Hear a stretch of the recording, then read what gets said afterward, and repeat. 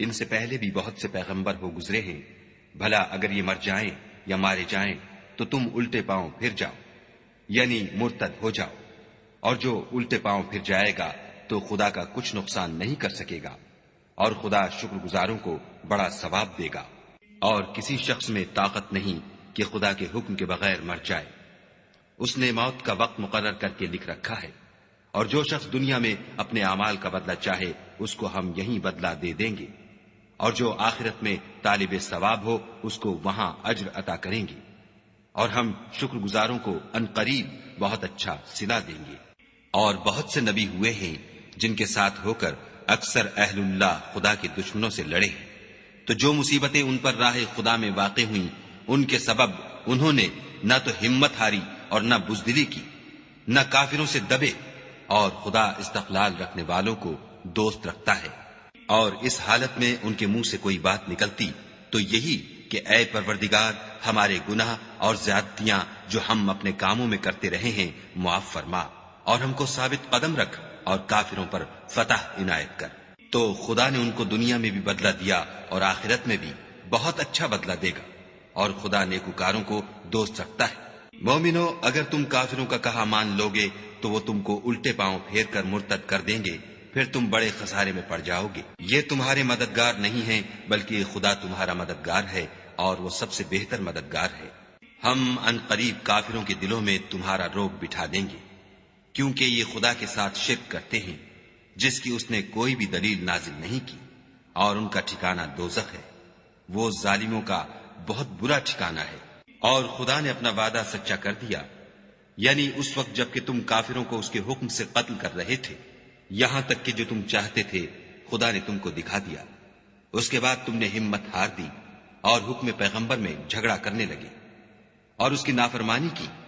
بعض تو تم میں سے دنیا کے خواستگار تھے اور بعض آخرت کے طالب۔ اس وقت خدا نے تم کو ان کے مقابلے سے پھیر کر بھگا دیا تاکہ تمہاری آزمائش کرے، اور اس نے تمہارا قصور معاف کر دیا، اور خدا مومنوں پر بڑا فضل کرنے والا ہے۔ وہ وقت بھی یاد کرنے کے لائق ہے جب تم لوگ دور بھاگے جاتے تھے اور کسی کو پیچھے پھر کر نہیں دیکھتے تھے، اور رسول اللہ تم کو تمہارے پیچھے کھڑے بلا رہے تھے،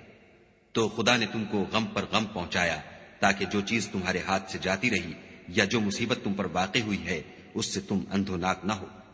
اور خدا تمہارے سب اعمال سے خبردار ہے۔ پھر خدا نے غم و رنج کے بعد تم پر تسلی نازل فرمائی، یعنی نیند، کہ تم میں سے ایک جماعت پر طاری ہو گئی، اور کچھ لوگ جن کو جان کے لالے پڑ رہے تھے خدا کے بارے میں ناحق ایام کفر کے سے گمان کرتے تھے، اور کہتے تھے بھلا ہمارے اختیار کی کچھ بات ہے؟ تم کہہ دو کہ بے شک سب باتیں خدا ہی کے اختیار میں ہیں۔ یہ لوگ بہت سی باتیں دلوں میں مخفی رکھتے ہیں جو تم پر ظاہر نہیں کرتے تھے۔ کہتے تھے کہ ہمارے بس کی بات ہوتی تو ہم یہاں قتل ہی نہ کیے جاتے۔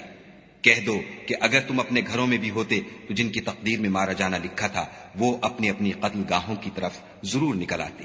اس سے غرض یہ تھی کہ خدا تمہارے سینوں کی باتوں کو آزمائے اور جو کچھ تمہارے دلوں میں ہے اس کو خالص اور صاف کر دے،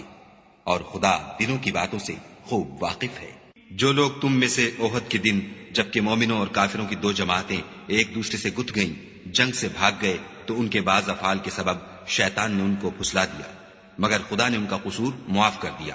بے شک خدا بخشنے والا اور بردبار ہے۔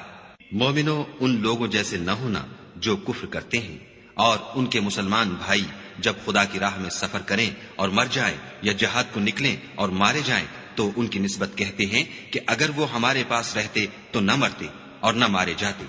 ان باتوں سے مقصود یہ ہے کہ خدا ان لوگوں کے دلوں میں افسوس پیدا کر دے، اور زندگی اور موت تو خدا ہی دیتا ہے، اور خدا تمہارے سب کاموں کو دیکھ رہا ہے۔